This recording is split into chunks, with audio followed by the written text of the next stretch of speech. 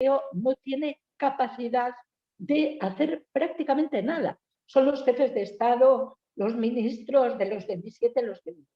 Pero hace mucho daño, porque pone resolución del Parlamento Europeo y eso llega a Bolivia.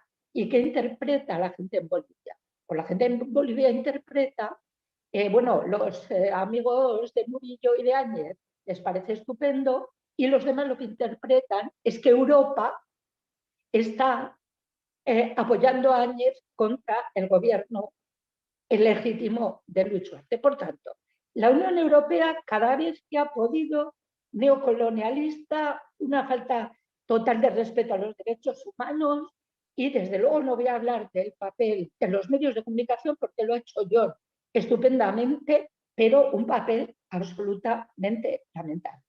Y ya para terminar, yo lo que vi en Bolivia, y seguiré viendo, porque es un país que desde luego pienso seguir visitando, fue los asesinatos, los ha nombrado Natalia en su intervención, los asesinatos, sobre todo lo que ocurrió en Cochabamba y en el Alto.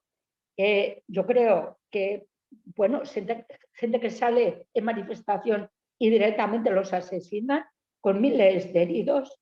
Yo lo que vi también, me entrevisté 2 veces con las compañeras bartolinas, porque creo que la cuestión de la mujer es un tema central, se ha mencionado también por parte de John, el machismo, ¿no? Las bartolinas totalmente perseguidas, las mujeres de pollera absolutamente atacadas, y por tanto una situación, sobre todo, claro, contra las y los indígenas insoportable. Por tanto, y termino, tengo muchas ganas de ir a Londres a ver el mural. En cuanto Boris Johnson y aquí también en Bélgica me dejen viajar sin ponerme en cuarentena, y desde luego yo me quedo con la frase importantísima que aprendí en el Alto cuando estuve, no sé si fue la primera o la segunda vez, porque las 2 veces fui al Alto, y es que ni olvido ni perdón. Muchas gracias.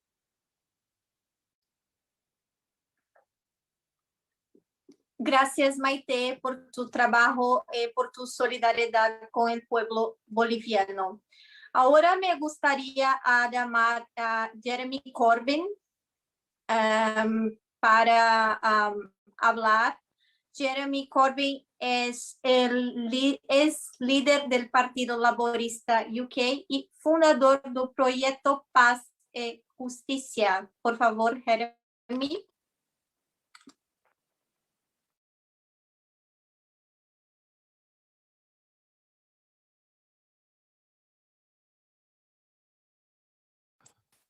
Hi, can you hear me okay? Yeah, we can hear you. Okay, muchísimas gracias. Buenas noches todos y muchísimas gracias por la invitación para esta reunión. Es un tiempo excelente para mí esta noche contigo. Ahora me hablamos solamente en inglés. Es un mensaje un poco complicado. ¿Está bien?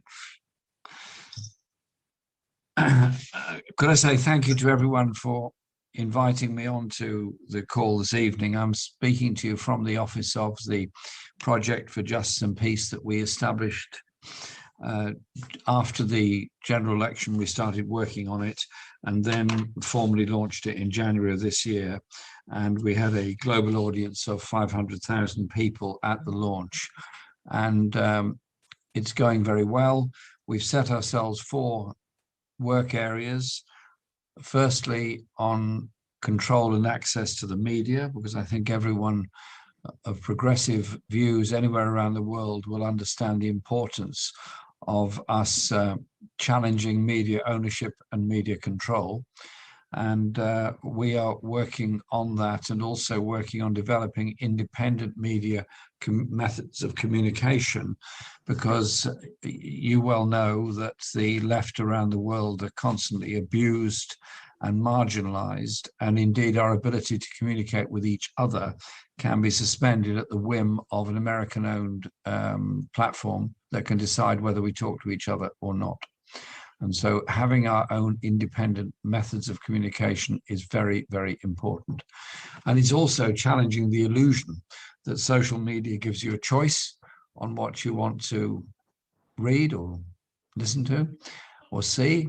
It doesn't. In reality, it's a set of very complicated algorithms which drives you in a particular direction. And those can be politically very, very powerful in countries or communities where there's a very high level of social media usage. And certainly all over Western Europe and the United States, there is a very high level of social media usage by anyone under the age of 40. And it's growing very, very fast in every other country in the world. And so we have got to be very wise to all of this. Second area of work we're doing, and I'll be very quick on this, is that we are working on economic justice issues. Economic justice issues are huge within our own society, where we have a rapid growth of inequality brought about by the coronavirus crisis, and a transfer of wealth from the poorest to the richest. And we are therefore mobilizing people in opposition to government economic policies. And next Saturday in London, we have a huge demonstration, which is supported by most trade unions, lots of progressive organizations, environmental campaigns, social justice campaigns, and many others, as a way of uniting people on a common agenda of demands of decent housing, of decent wages, and of environmental sustainability.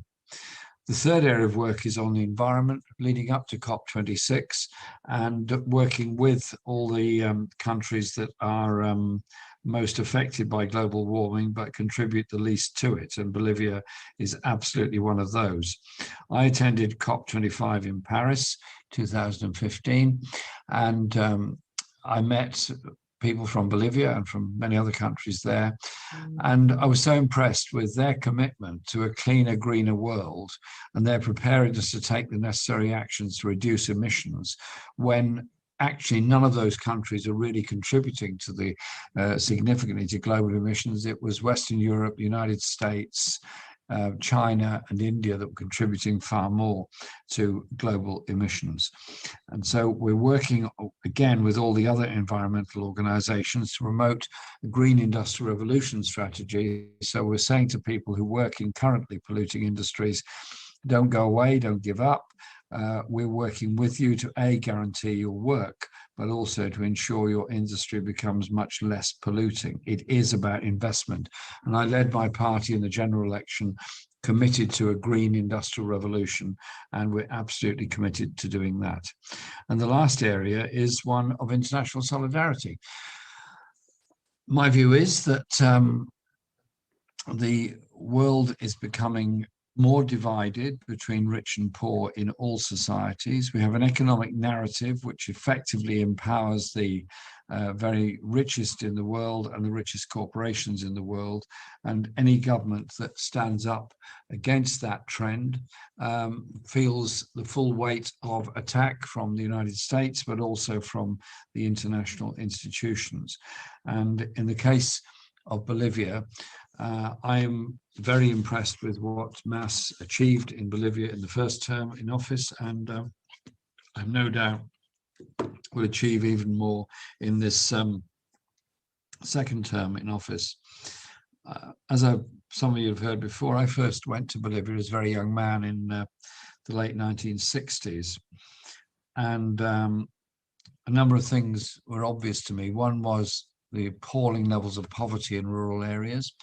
Secondly, the obvious racism in society, in which the non-Spanish speaking people got very little look in on anything, and the political structure was entirely dominated by middle-aged white men at the expense of everybody else. And when the many campaigns for justice in Bolivia took place, I met many people in the Bolivian diaspora, many of whom were working in very difficult jobs and being very badly exploited.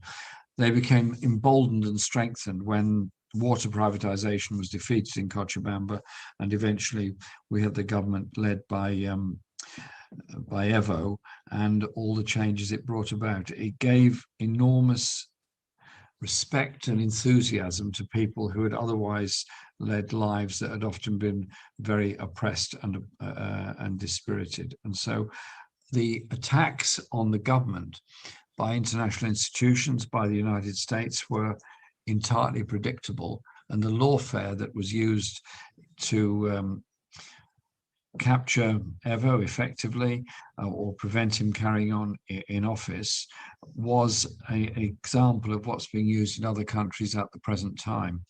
And I have to say, we should acknowledge the very good role that Mexico played in ensuring that Evo was able to safely leave Bolivia and help to organize from outside. I think that was a noble gesture by the government of President Lopez Obrador. But the new government that's been elected, and now the election win that's happened in Peru, show to us the success that's there when left parties do offer a clear alternative and are able to win the elections. But it also shows the way in which the international institutions will be lined up against those countries. A few hours ago, some of us were on the same call for the International COVID Summit that we just had, the vaccination summit. And that vaccination summit was important because it pointed out that COVID has disproportionately affected the poorest and most vulnerable people in the world, that the public, by and large, have paid for the research that has produced the vaccines by all of the major companies. All of those patents are still held by the private sector, who will then seek to exploit the need for the vaccine all around the world as a way of charging excessively for it. They did exactly the same with antiretroviral drugs. So, historically, South Africa managed to win a case on that and able to use generic medicines. I led my party in the last general election, and included in my manifesto was a commitment to establish a publicly owned pharmaceutical drug company in order to sell generic medicines at cost price to the health service and sell around the rest of the world. This COVID crisis has to be one where we say we're not going back to the old ways. We want to see a world where there is decent healthcare for all, as a way of helping to protect people against this virus and against any other virus that comes. But it's also about sharing the technology and the patents that go with it. And that has to be, I think, a major campaign for all of us. The issues that we face in this world are essentially health inequality, our poverty, and the environmental disaster that we're in the midst of and is likely to get worse. Yet the language that's being promoted at the G7 last week and at the NATO summit in Brussels a few days later is one of re-energizing a Cold War against Russia, energizing a new Cold War against China, and promoting increased expenditure on armaments and the military. I find this appalling. I think all countries should be open to and subject to self and outside examination on how they do things, environmental and human rights issues, but we're not going to solve any of those issues by increased armaments and going into wars again. We've had 9/11, we had the war in Afghanistan, we had the war in Iraq, we still have the war in Syria, we had the bombing of Libya, and we had the civil war which continues in the Congo, and we have huge levels of military activity and unrest at various times in Colombia. There are other examples. There has to be a different and better way of doing things, recognizing that many of these wars are caused by a thirst and a grab for resources that are in very short supply. And Bolivia has gas, and Bolivia has lithium, and Bolivia is a country that is determined not to allow the global corporations to exploit the country in the way that historically Bolivia's silver, and other minerals was taken by either the Spanish colonialists or by the basically European-dominated and American-dominated companies that tried to take it all later on. And so it is about that strength that we've all got. It comes down to solidarity in the end of the day. And whilst I am desperately sad we didn't win a general election in my country, we did everything we could to win that election. And we now have a populist right-wing government in this country that is busy promoting as much division as it possibly can, and somehow or other thinking they can unite people around a sort of a false patriotism in order to win an election in the future. Surely to goodness, the only way for the left to go forward is one of speaking up on inequality, speaking up on injustice, challenging it, but above all, mobilizing a new generation with hope for the future.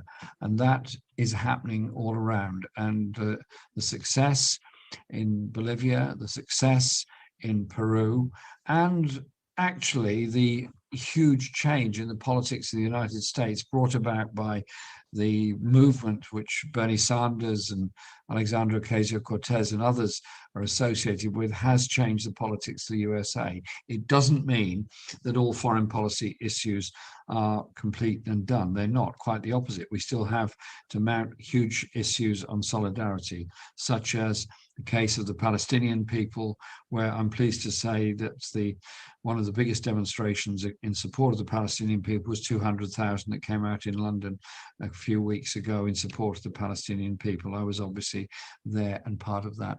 So it's our solidarity with peoples around the world that does make a difference, and learn the lessons from the Black Lives Matters movement, that the killing of George Floyd in the United States intensified the growth of the Black Lives Matters movement. And that becomes a movement that challenges his traditional historical narrative and challenges the idea of supremacy in the writing of history. And I think it's up to all of us to ensure the next generation doesn't get brought up with that version of history, but understands the colonial narrative and the struggle that's gone with it, and understands that in order to ensure that the next generation have a clean and safe planet to live on, we have to oppose both neoliberalism, environmental disasters, the grab for resources, and above all, the dangers of a further Cold War and further descent into the awful conflicts that we've seen over the past 20 years in many parts of the world. So it's up to us to do that. And if we talk together as we're doing tonight, recognize the need to support each other, then we're in a much stronger position to do that. And I will stop there because others want to speak. But thank you very, very much for giving me a few minutes of your time. Thank you so much, Jeremy. Good evening. Welcome to Wipalas. Thank you so much for taking your time. I wasn't in a little earlier because we had some challenges I had to go and resolve. As a proper Bolivian community, we go and face challenges and we overcome them. Could I say that I'm sorry I couldn't get to the unveiling of the mural yesterday because I had to attend a memorial for a lovely Muslim man who was killed by a far-right extremist 4 years ago, and I went to see his family to support them at this very difficult time. But I will be going to see the mural. The picture I've seen of it looks absolutely fantastic. It is something that will enhance the already rich cultural diversity of London, and I'm looking forward to it. Thank you so much. Jeremy, I have to, as you can see, I'm getting quite emotional because I know you're a leader that really cares about the people. As a Labour comrade, I am truly as well gutted that you're not our leader at the moment, and I'm very grateful for what you've done for our party. Thank you, Mr. Jeremy Corbyn. Our community really appreciates it. You have been probably one of the first one, and maybe the only one that really stood with our country and really stood for justice for the violations that were happening in Bolivia. So Hayaya, Jeremy Corbyn, thank you so much for all your support. We're going to start on the round of Q&A for everyone now. Voy a continuar, voy a explicar un poquito ahora en español. Nosotros vamos ahora a continuar con la ronda de preguntas y respuestas. Just to not make it too difficult for our amazing interpreter, Pedro, Thank you so much, Pedro, for all the work that you're doing now. We are going to now go into questions and answers. We already have a question for our panelists. But if you do want to make a question yourself, please drop it here on our chat, or if you're watching on Facebook, Twitter, YouTube, please do so as usual in our chat as well, in our comment box. So we do have a question for our panelists, and please do answer in the order that you wish, and also in the language that you prefer. Our first question, and also before we do the question, sorry, I want to say hello to everyone who's sending beautiful messages now, that joining us from all over the world, from Mexico. I read messages from Brazil, from the United States, from Canada, from Spain, from Italy, from Switzerland, and thank you, as usual, from Wipalas across the world. Okay, so we do have a question for our panelists to begin with, and then we'll see what our audience has for us. One of the first questions is, why do we have to condemn the role that the United Kingdom played in the Yanine Áñez regime? And also, but actually go on this one, I can ask the other question too. How do we explain the resolution that has been set up at the Parliament, European Parliament, against the sovereignty of Bolivia? Whoever wants to, lo voy a decir ahora en español. ¿Por qué debemos condenar el papel del Reino Unido en el apoyo a Áñez en un régimen ilegal y dictatorial? ¿Y cómo podemos explicar la resolución del Parlamento Europeo de la Unión Europea contra la soberanía de Bolivia? Who would like to... Maite quiere comenzar. I can see Maite ready. Yo voy a insistir en lo que ya he dicho antes, referido al tema este, ¿no? Perdón, pero me estaba quitando la traducción al inglés. Vamos a ver. Es que estoy oyendo a la vez la traducción al inglés. La puede apagar. Vamos a ver. Esa resolución del Parlamento Europeo es completamente infame. Es completamente infame. Pero quiero quitarle importancia, porque una resolución del Parlamento Europeo son solo palabras. El Parlamento Europeo no tiene prácticamente ninguna utilidad. Siento ser tan clara. El Parlamento Europeo es una puesta en escena de lo que hacen los jefes de Estado y los ministros. Una resolución del Parlamento Europeo son palabras que se quedan ahí. Esto, por supuesto, que no lo justifica, porque es una injerencia total y absoluta en los asuntos de un país. Es una resolución neocolonial y es una resolución contra la cual la izquierda, tanto el Partido de la Izquierda Europea como el Grupo de la Izquierda del Parlamento Europeo, como una parte de los verdes y una parte de la socialdemocracia han votado en contra. Porque el Parlamento Europeo, con sus 700 y pico diputados, casi 500, 400 y pico son de derechas y de extrema derecha. Por tanto, conociendo la composición del Parlamento, se puede esperar absolutamente cualquier cosa. Pero para tranquilidad y apoyo al pueblo de Bolivia, todo lo que es la izquierda y fuerzas progresistas hemos votado absolutamente en contra de la resolución. Y además no los vamos a perdonar por haberlo hecho. Yo comprendo que estéis enfadados, que el pueblo de Bolivia esté enfadado, pero que sepa que esa resolución son solo palabras que no sirven más que para ingerir en asuntos de otro país. Esto es todo de mi parte. Muchísimas gracias, Maite. Es muy importante entender lo que usted acaba de explicarnos con tanta claridad y contundencia, Maite, porque sin duda existe una oposición que trata de mediatizar algo que no es cierto y que tratan de hacer entender o querer crear una pantalla que supuestamente va a sancionar a nuestro país. Lo que usted acaba de aclararnos es muy importante. Muchísimas gracias, Maite.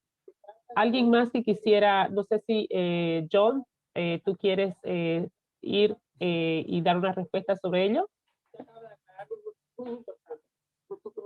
Yeah, I'd like to come back on the first question relating to why should we condemn UK support for the coup in Bolivia. And this, I mean, part of this actually involves Jeremy. I remember shortly after the coup initially took place, one of the first things that Jeremy said, and he said it in relation to Venezuela as well, and it's a consistent principle of his that, you know, what the internal politics of Bolivia are an issue for Bolivians, and he was quite almost immediately counteracted by Dominic Raab, who told him, you know, he's involved in some kind of absurd Marxist plot. The OAS has quite clearly shown that there's been electoral fraud in Bolivia, whereas, as we know, the OAS has historically been and traditionally been on the side of right-wing governments throughout Latin America, especially under the auspices of Luis Almagro. So first of all, we should criticise the British government for accepting conclusions that, I mean, within days we knew were totally false, due to CEPR that had actually done a proper analysis of the election in Bolivia and found that the votes coming from the rural areas of Bolivia, which were more likely to vote mass, it made sense for those votes to come in later, and therefore for mass to gain a majority later on in the electoral process. So first of all, yeah, I mean, we need to condemn our government for taking claims at face value when they are useful for British political, economic, and strategic interests.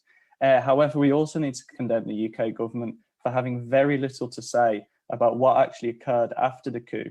Not only the kind of neo-fascist elements of the Janine Áñez government, I mean, posing in the middle of a church with a massive Bible, effectively telling Bolivia's indigenous population that Christianity is back in control and plurinationalism is a thing of the past.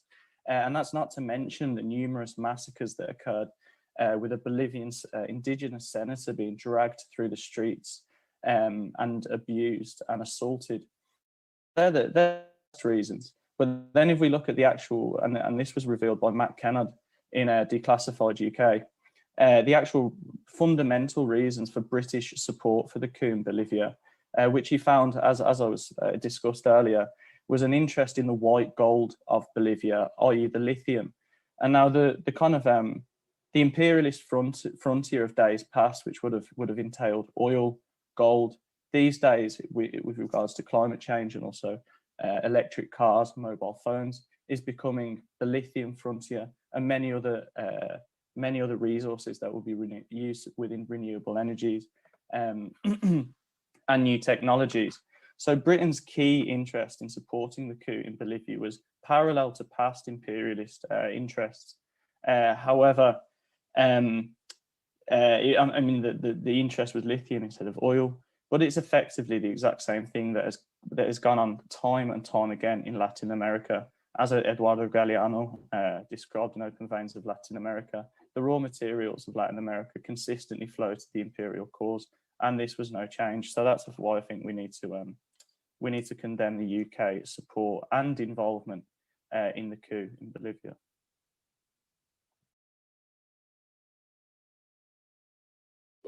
Absolutely, John. Thank you so much. It is really important for us to. Sorry, just checking the audio thing here.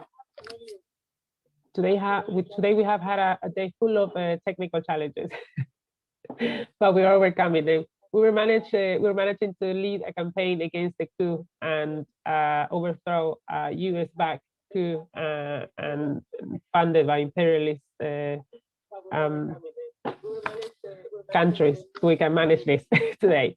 Thanks, John, very much. It's really important to emphasize this imperialistic interventions in our nations, certainly for the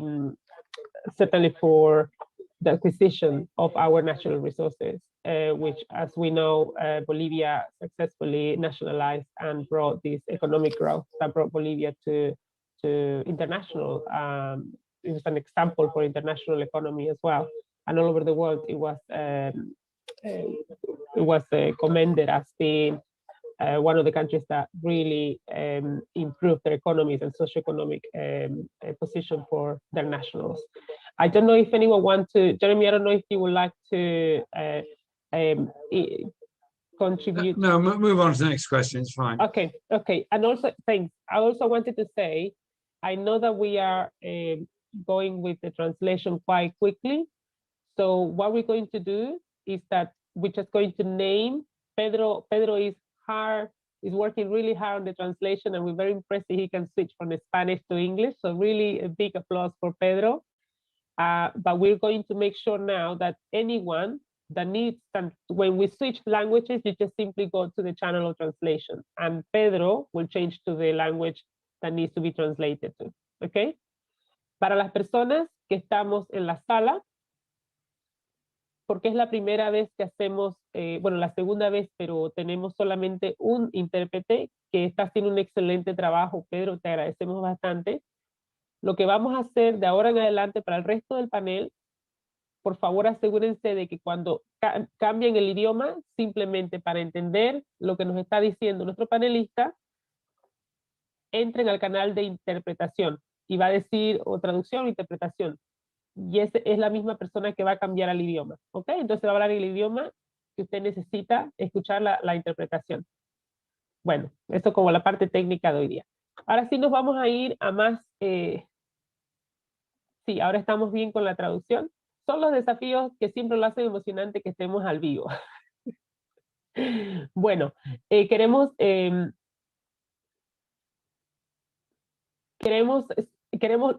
que leer este comentario que dice, en los Estados Unidos el cambio comenzará cuando paren el bloqueo con Cuba. Es muy importante escuchar este comentario y una denuncia internacional que se acabe con este bloqueo en Cuba. Vamos a ir con nuestra segunda pregunta. Natalia, no sé si tú tienes la pregunta, la siguiente.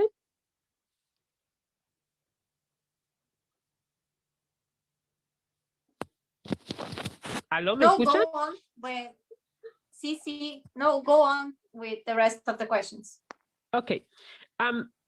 Bueno, esta es una de mis preguntas favoritas y vamos a ver, va a ser muy interesante escuchar la respuesta. ¿Me quedo con español o en inglés? Me sigo con español, ¿no? Bueno, entonces, ¿por qué los Estados Unidos buscan socavar la soberanía de Bolivia? ¿Por qué los Estados Unidos buscan socavar la soberanía de Bolivia? Why does the U.S. seek to undermine Bolivian sovereignty? ¿Quién le gustaría comenzar? And we're going to have another more round of, vamos a tener otra pregunta más y vamos a estar ya llegar al final de nuestro panel. That will be our last question for our team. ¿Alguien quiere responderla? No sé si Maite nos escucha. ¿Y John? Yeah, I can kick it off, yeah. Okay, yeah, go for it. Yeah, well, I mean, that's all good. Yeah, I mean, I spoke a little bit about the kind of the direct material interests in Bolivia, such as control over its lithium, etc. But I think something that's even more important with regards to the US attempts to undermine Bolivian sovereignty and democracy was the forms of regional solidarity that grew in Latin America during the years of the pink tide, beginning with the election of Hugo Chavez in 1998, and then you saw the election of Lula and Evo Morales, of course, and Rafael Correa, which created all of these kind of multinational organizations that didn't rely on the US, that were actually organizing outside of the US in terms of trade, in terms of environment, in terms of travel, and not just that, in terms of foreign policy as well. So for a good period of time, there was a regional bloc in Latin America that together didn't have to bow to the kind of imperial whims of the United States. A kind of clear example of this was, in my opinion, the Venezuelan government's under Chavez decision to basically sell or give some part of its massive oil wealth to some of the poorest countries in the region, such as Haiti, either sold with no interest whatsoever, so that these countries could economically recover from, you know, centuries of colonialism and imperialism.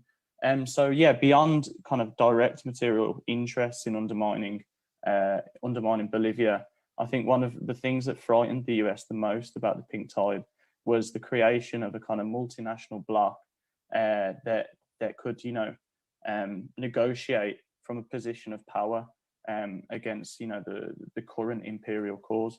So that, yeah, that'd be my answer. Thanks very much, John. Very important points that you making there. Gracias por la intervención. No sé si nuestra compañera Maite o Jeremy quisiera acotar algo con esta pregunta. Would Jeremy or Maite would like to follow up on this question? I think Jeremy has opened his microphone. Hello, Jeremy. Hello.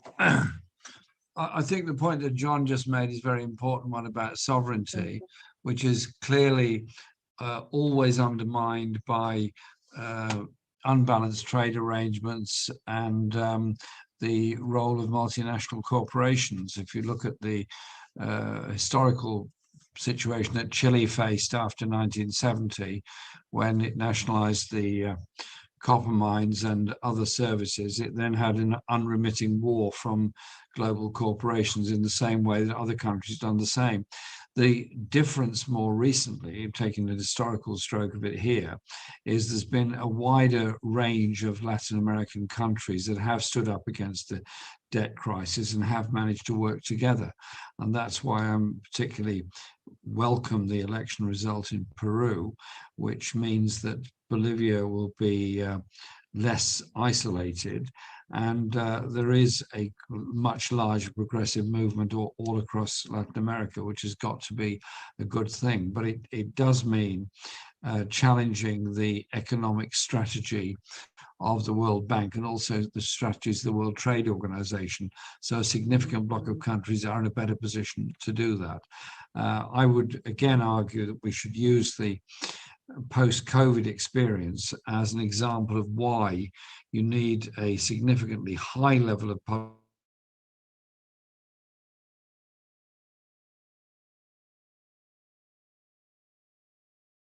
because the free markets aren't, and if the free market is allowed to get away with it on health, then the death toll will be even higher.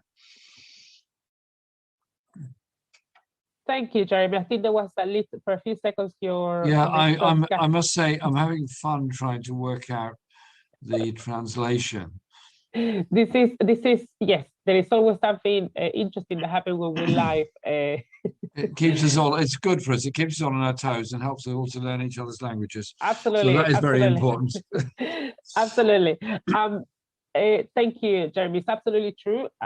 What we're going to do is that I'm going to now move to Spanish, and I think we're going to remain because we're coming also almost to the end of our session, and at the end we're going to have a collective hayaya for everyone. There is only one more last question for everyone that we have, and then we also want to read some of the comments that people are leaving us from all over the world. Vamos a continuar ahora con la última pregunta que tenemos. Hay bastantes comentarios que nos están dejando en nuestras redes. Es la primera vez que tenemos una sesión donde cambiamos el idioma del inglés a español y donde tenemos un intérprete trabajando muy duro para hacer la transmisión, la interpretación simultánea. Entonces felicitamos mucho a Pedro por esto. Como estábamos diciendo hace rato, cuando quieran cambiar, pueden simplemente entrar al canal de interpretación. Hay bastantes mensajes desde que están dejando nuestras redes. Lastimosamente no podemos pasar el micrófono aquí en la sesión para que puedan hacer sus preguntas personalmente, pero estamos haciendo lo mejor posible para poder preguntarlas acá en el panel. Nos ha llegado otra pregunta también y creo que ahora mi compañera Natalia entra y con la última pregunta para el panel. Natalia. Gracias, Claudia. Gracias a todos. Mi pregunta es, ¿cómo ven el cambio en la política internacional de Europa en relación a países latinoamericanos como Cuba, Nicaragua, Venezuela y Bolivia?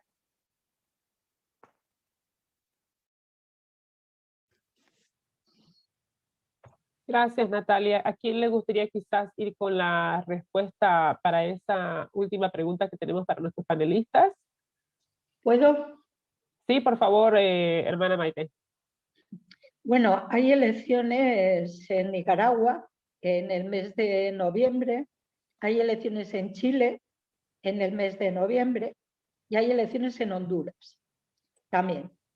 Frente a estas tres elecciones, lo que está haciendo hasta este momento la Unión Europea es nada, excepto en todo lo que puede atacar a Nicaragua, como ha venido haciendo pues, desde hace muchísimos años. Yo no voy a defender ni dejar de defender cuestiones que ocurren en América Latina referentes a las cuestiones feministas y a otras con las que personalmente puedo estar en desacuerdo, pero lo que sí que voy a hacer es defender la soberanía de cada país. Cada país decide, cada país tiene sus votantes, tiene sus electores, tanto en América Latina como en Europa, porque también podríamos hablar de lo que está ocurriendo en Polonia con respecto al aborto, o podríamos hablar de lo que está ocurriendo en Hungría con un gobierno de extrema derecha, países ambos que están en la Unión Europea, y aquí parece que no pasa nada, ¿no? Por tanto, es curiosa la dualidad que tiene la Unión Europea. Si mira hacia Europa tiene un criterio y si mira hacia América Latina tiene otro criterio diferente. Por tanto, quiero expresar mi preocupación por la situación de Perú. Creo que si hay algo importante en lo que tenemos que trabajar durante estas semanas, tanto desde América Latina como desde Europa y como desde el resto del mundo, es en impedir que gane la hija de Fujimori, acusada ya por muchos casos de corrupción. Por tanto, que gane quien ha ganado las elecciones. Es tremendo que esas elecciones hayan sido el 6 de junio y que todavía no haya proclamado a la persona que ha ganado. Y es un ejemplo de lo que Europa debería hacer, debería estar diciendo que Castillo es el presidente de Perú, pero aquí nadie está diciendo nada. Y yo creo que es fundamental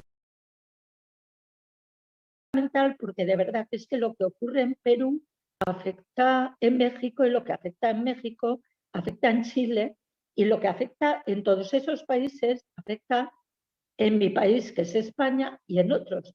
Estamos en un mundo totalmente globalizado. Por tanto, el permitir y el silenciar este tipo de cosas, bueno, por lo menos de momento silenciar este tipo. Y no quiero terminar mi intervención demostrando mi gran envidia hacia América Latina, porque digamos lo que digamos, yo estaba en México de observadora en las elecciones el 6 de junio, he estado con Morena observando las elecciones, viendo el enorme avance que ha tenido el partido de López Obrador allí.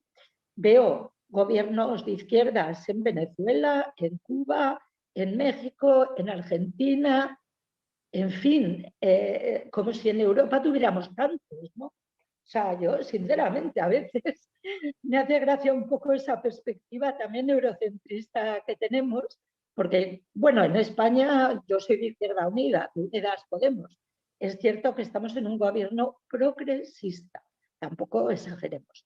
Pero es que, aparte de eso, contadme dónde más hay en Europa algún gobierno similar, ¿no? Y en cambio yo miro a América Latina con gran esperanza, porque es verdad que la situación es compleja, pero no olvidemos que donde más gobiernos progresistas hay ahora mismo a nivel continental sigue siendo en América Latina, y desde luego yo me muero de envidia viendo al Foro de Sao Paulo, que existe desde 1900 y poco, desde los partidos, el PT, partidos socialdemócratas, partidos comunistas, más de 100 partidos que son capaces de tener una formación para toda América Latina, cosa que desde luego en Europa estamos muy lejos de conseguir, a pesar de que yo represento un partido con 37 partidos detrás, ya quisiéramos compararnos con el Foro de Sao Paulo. Por tanto, Jayaya Bolivia, y desde luego mi admiración total por América Latina y el Caribe. Jayaya, Jayaya Bolivia, Jayaya. Gracias, hermana Maite. Muchísimas gracias por tan hermoso mensaje. Sin duda, Maite ha tomado y ha llevado tiene un compromiso muy fuerte, lo sabemos, por eso nos emociona tenerla aquí con nosotras, donde ella en su participación, incluso en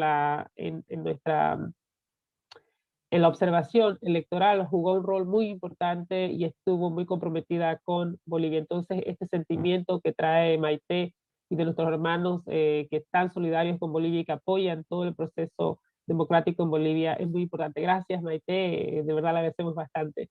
Bueno, hoy día ha sido un foro, un panel muy hermoso. Estamos llegando ya al final del mismo.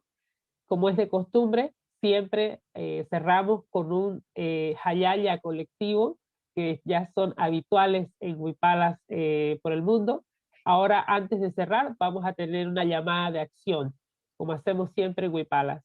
Nuestros 14 días de resistencia tienen dos objetivos principales: pedir justicia para las víctimas del golpe de Estado en Bolivia y denunciar la interferencia europea en Bolivia y toda la región latinoamericana.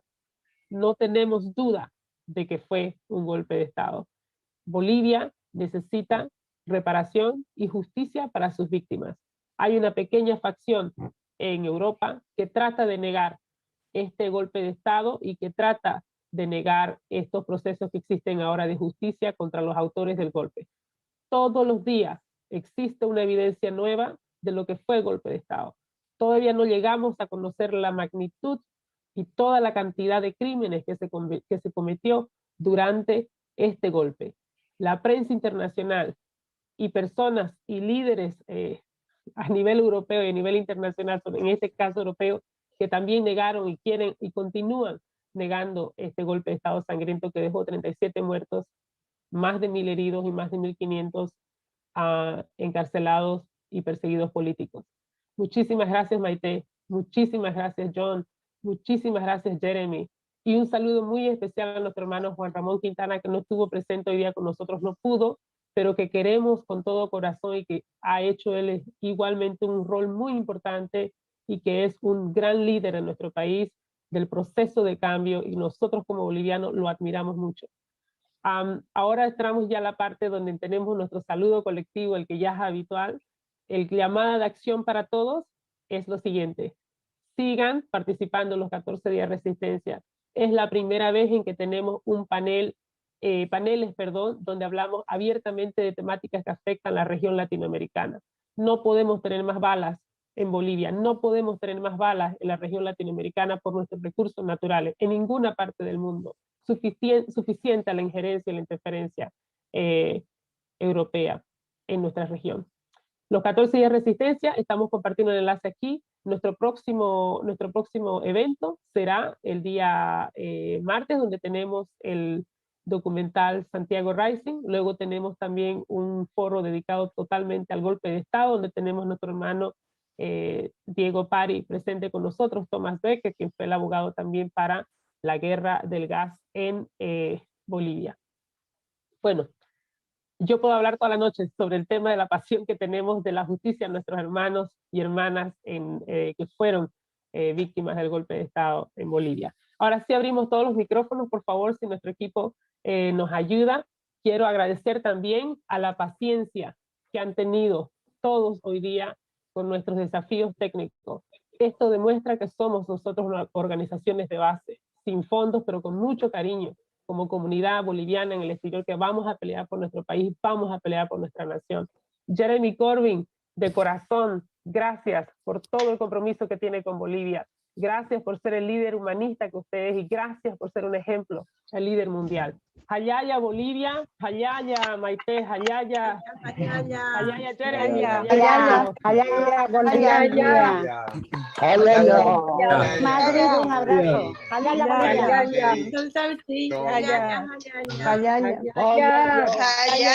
Bolivia. Natalia, can you put the full screen? Natalia, can you put the full screen so we see everyone? Es justicia, no es venganza, es justicia. Justicia para Bolivia. Justicia, no venganza. A todos, gracias Claudia, a todos un abrazo desde La Paz, Bolivia. Felicidades. Don't forget about Peru. Felicidades We a are going to todos. have a coup Gracias. d'etat in Peru quite soon. Hayaya, Hayaya, Hayaya. Un saludo a nuestros hermanos peruanos. Saludos. Saludos a Colombia.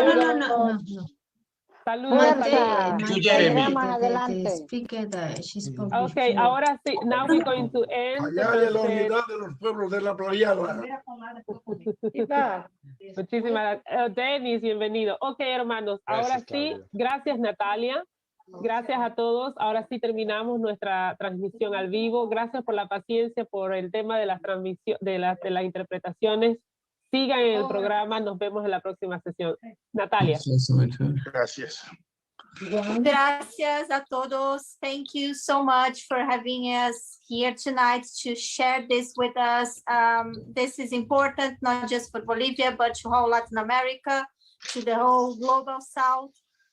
We would like to end this section with salutes to the people in Peru. We know they are struggling. We want to end with a salute to the people in Colombia and to my people, the Brazilian people that are in the streets today to fighting against the fascist Bolsonaro. So, Fora Bolsonaro. fora Bolsonaro, Hayara Bolivia, Hayara Latinoamérica. Gracias, Pedro, por la traducción. Gracias, Pedro. Gracias por- Aplauso, Pedro. Bravo. Bueno, muchas gracias. Nos vemos en la siguiente sesión. Hayaya, hermanos. Hayaya. Gracias. Muchas gracias. Hayaya. Now, Natalia, you because this is the first time I'm not. You have to end the broadcast. Can I end? Yes, because I'm not the host anymore. Okay.